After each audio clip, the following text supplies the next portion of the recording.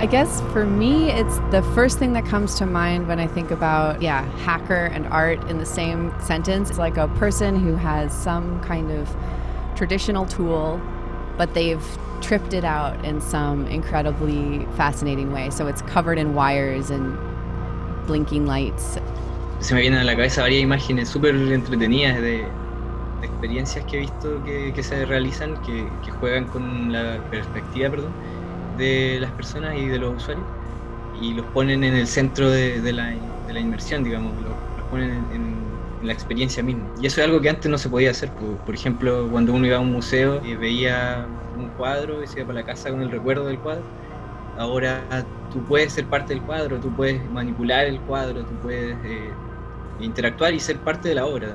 Entonces eso es algo súper valioso porque te permite no solo comunicar, sino que hacer que la experiencia la viva la persona. Y eso es algo muy valioso en comunicación, creo yo, que es lo que nos atañe un poco. Hacking and art is something that has been together ever since. So artists are the first ones that usually hack new technology or new innovation and see what they can do with it. Mostly in a playful way and in an experimental way, but this opens doors for others, techies, nerds, and people that jump on the same board and see, okay, the artist did this and that and that. That looks like fun. Let's do it. When I first got started with all of this, I had no training in technology. All of my training was playing the trumpet. And the fact that I could learn it just by accessing, open source, these communities, these forums online, reading tutorials, seeing how someone else made a simple circuit, and look, now I can use this exact same code to get started, and I can learn that way by changing one thing here and there. And that way we're all working together more as a community, and more brains are always better than one brain, in my opinion. Yo creo que el open source es clave en estos ámbitos. Uno podría pensar que son códigos que no están tan trabajados como un código profesional o las herramientas profesionales que se pagan, ¿no? Eso está súper equivocado. En realidad el open source se convierte finalmente en el estándar debido al gran uso que tiene esta herramienta, y junto con ese estándar se genera una comunidad alrededor de la herramienta y se potencia de manera muy orgánica. Es clave entender que las herramientas open source son un poco quizás el futuro. Open source technology allows everyone. It doesn't matter if you are a poor person somewhere on the planet or if you're an extremely rich person. You both have the same knowledge or the same interest in creating something with that technology. You can get access to it and you can create something super awesome out of it.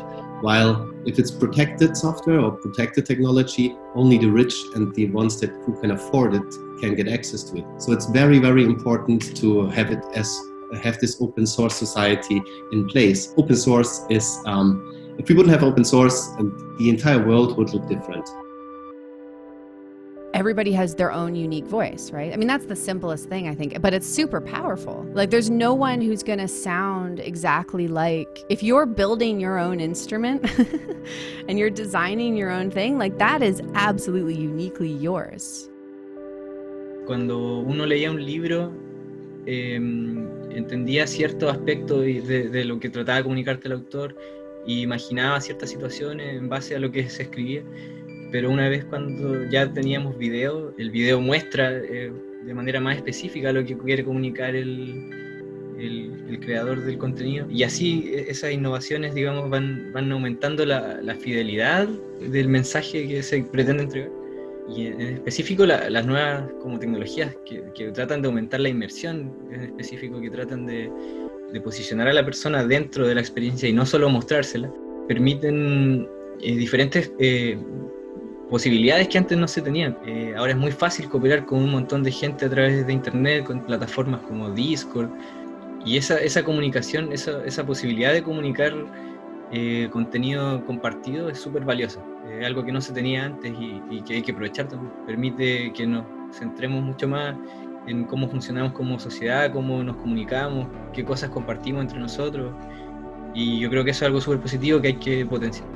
Technological innovation is responsible for providing tools and products and services for artists to be creative.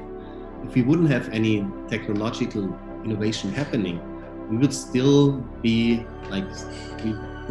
making music by singing, clapping, whistling, and stomping. That's what I wanted to say. Is like technology provides the tools for artists to be creative and make money, and it's not the tool that triggers the creativity in them, but it helps them to let it out.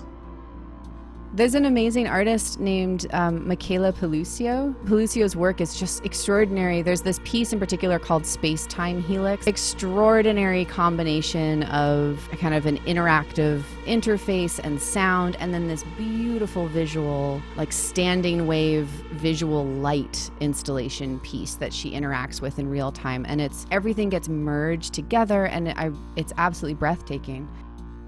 Siempre los avances en inteligencia artificial me vuelan la cabeza, al menos a mí. Estos videos que se generan solos, un tipo de inteligencia artificial que se llama GAN, se llaman Generative Adversarial Networks, que en realidad son dos inteligencias artificiales, podríamos decir, que compiten entre sí, una para generar contenido y otra para discriminarlo y saber si es que es real o no.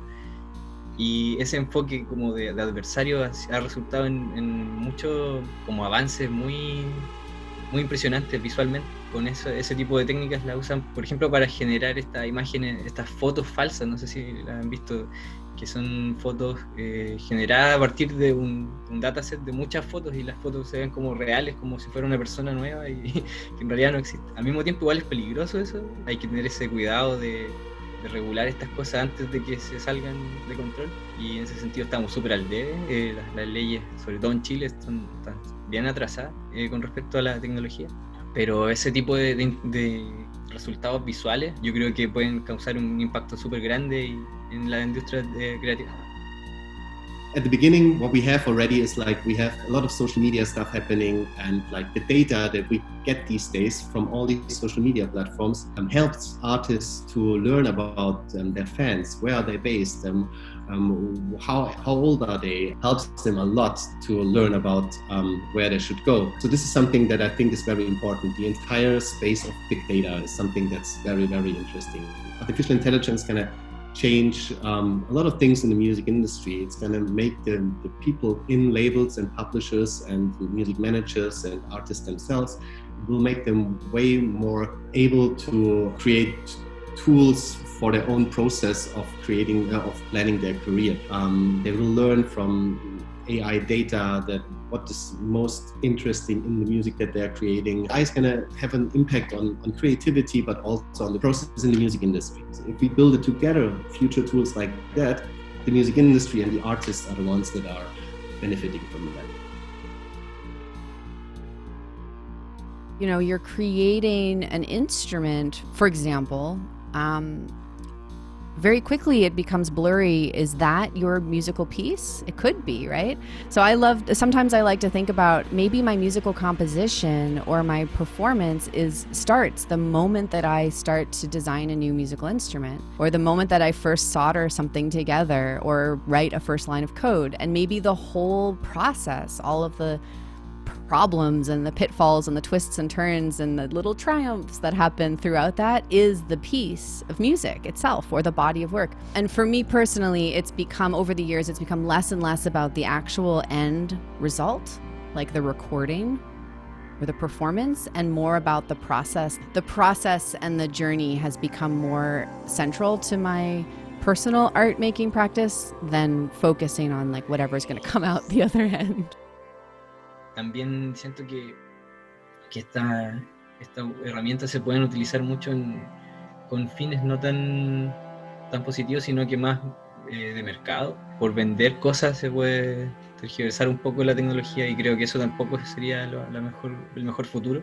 Sin embargo, igual en la industria creativa yo creo que se han utilizado bien esta herramienta, y eso al menos representa para mí una esperanza de que hay gente que está tratando de usar estas herramientas para crear cosas y divertir a la gente y entregar un momento agradable. Eso es como lo que al menos queremos hacer nosotros en Electro. When we stick to AI, the questions that I'm having is, will AI play a significant role as a co-creator in the future for music? So I think that this is something that's weird and unreal, and it's not really, doesn't feel really comfortable for a lot of musicians, and I totally understand that.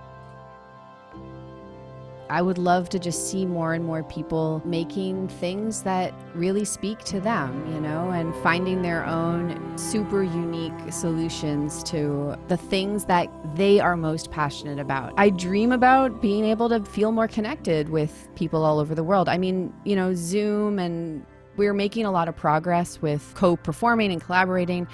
I think that there's still so much ground there, like it's so fertile. There's so much more we can do in terms of collaborating in real time, and that would just be an amazing thing. Esas regulaciones en el futuro van a estar mucho más trabajadas, o sea, debería. Tenemos que ponernos de acuerdo entre todos para saber cómo regular este tipo de información y herramientas, ya que nos afectan a todos y tienen un potencial súper grande. Entonces es importante considerar desde ya que no se usen de mala forma.